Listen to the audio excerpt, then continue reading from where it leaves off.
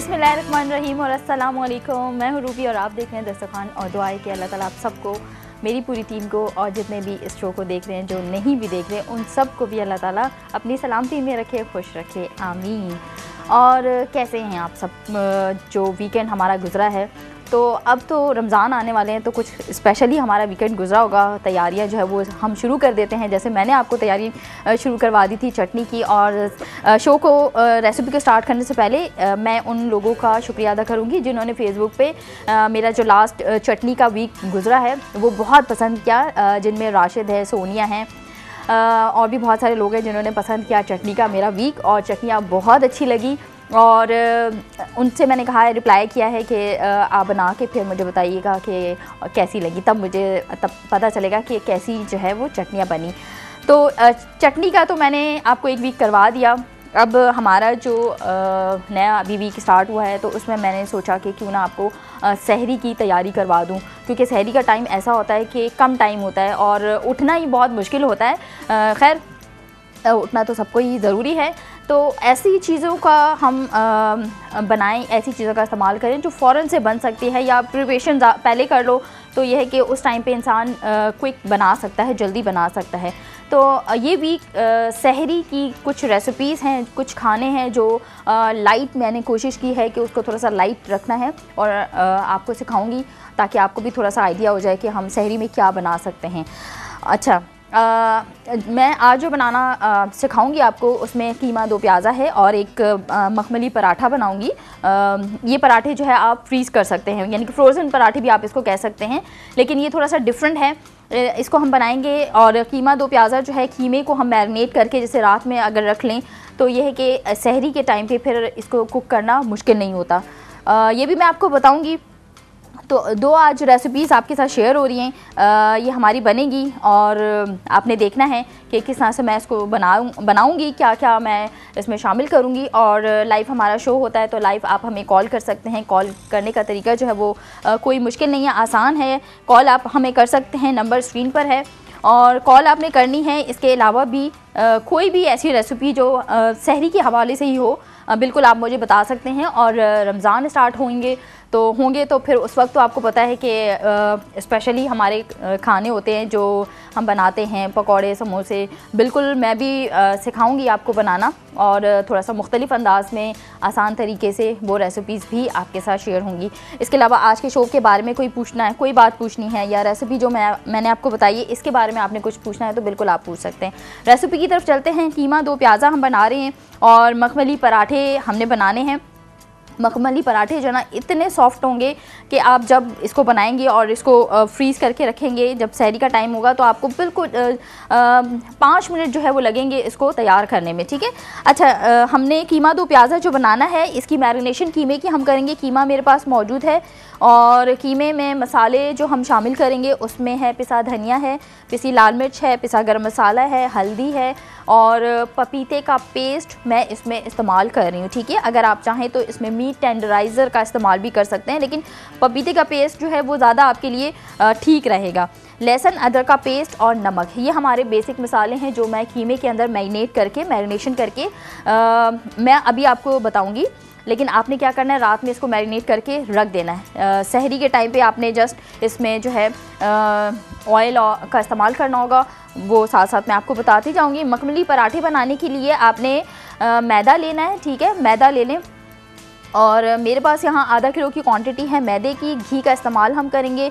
इन मखमली पराठों को भूनने के लिए दूध का इस्तेमाल करेंगे, और इसमें चीनी जाएगी, इसमें नमक है, और सफ़ेद तिल है, एक अदद अंडा है, ये हम इसमें शामिल करके इसको गूंद देंगे, ठीक है जी।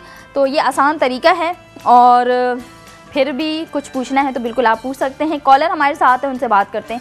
अस्सलाम वालेकुम। वालेकुम अस्सलाम। रूबी, कैसी हैं आप? बिल्कुल ठीक ठाक। बिलाल बात करें जी। कैसे हैं बिलाल? ठीक हैं आप? बिल्कुल ठीक हूँ। और आपकी सहरी की उसकी तारीफ करना चाहूँगा कि आप बिल्कुल लाइट रेसिपीज हमें सिखाएं ताकि हमें ज़्यादा हैवी ना लगे उसमें। बिल्कुल बिलाल, मेरी यही कोशिश है, और बनाने का तरीका भी जो है ना वो बिल्कुल इतना होगा, कम से कम होगा, यानी 5-10 मिनट में आप इसको बना सकते हैं जी।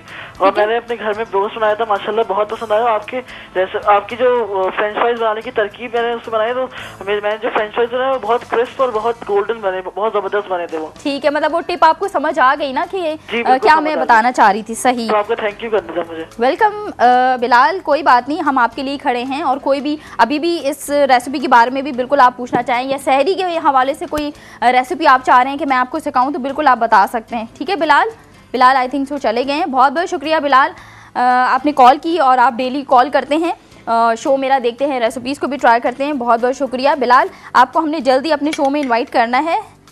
अच्छा जी, मैदा मैंने गूंदना है। मैं चाह रही हूँ कि पहले हम मैदे को गूंद के रख लें, फिर उसके बाद जो है मैं इसको बताऊँगी किस तरह से आप इसको रोल कर सकते हैं। तकरीबन आधा किलो है, ये थोड़ा सा डस्ट करने के लिए मैंने रख दिया है। और इसमें हम शामिल करेंगे, ये हम यहीं ले आते हैं, चीनी आधा टीस्पून, आधा चाय का चमचा, नमक आधा चाय का चमचा, और इसमें सफ़ेद तिल हमने शामिल करने हैं 1 खाने का चमचा। घी जब आप इसमें शामिल करेंगे तो आपने मेल्ट कर लेना है। ठीक है, घी को आपने मेल्ट कर लेना। ये 1 खाने का चमचा मैंने तिल इसमें डाल दिए, और इसको हम गूंदेंगे दूध से। और अंडे को भी हम थोड़ा सा अलग चेक करके इसमें मिक्स कर लेती हूँ।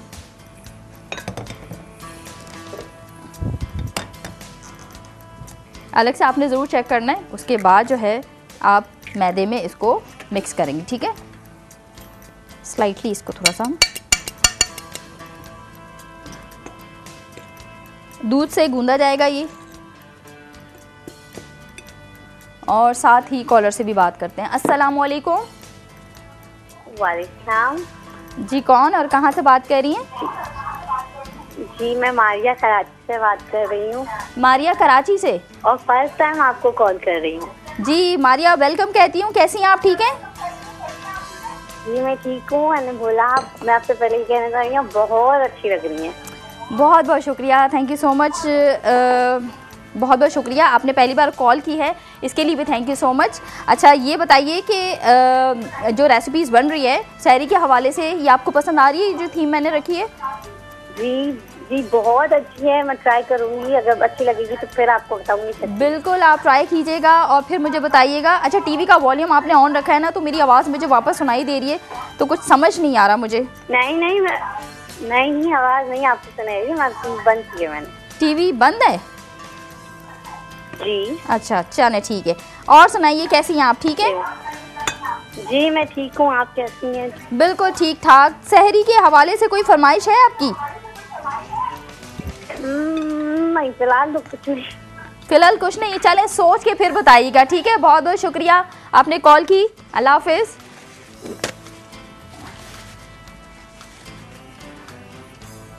अच्छा जी, ये मैंने गूंदना है। आपने देखा कि मैं कॉलर से बात कर रही थी, तो मेल्टेड घी को मेल्ट किया है, वो मैंने तकरीबन 2 खाने के चमचे इसमें शामिल कर दिया है। जब हम इसको बेलेंगे तब भी घी का इस्तेमाल करेंगे। सॉफ्ट हमने पराठे बनाने हैं, मखमली बनाने हैं, अंडे का इस्तेमाल किया है इसमें मैंने, और चीनी आधा टीस्पून मैंने शामिल की है। अब मैं थोड़ा सा ग्लव्स पहन के इसको गूंदना स्टार्ट कर देती हूँ और गूंद के रखती हूँ, ताकि इसकी बाइंडिंग जो है ना वो हो सके। ठीक है, बाइंडिंग आपको पता है, आटा भी हम गूंदते हैं तो उसको थोड़ा सा रखना पड़ता है, टाइम देना पड़ता है। गूंदेंगे हम दूध से, क्योंकि सॉफ्ट पराठे हमने।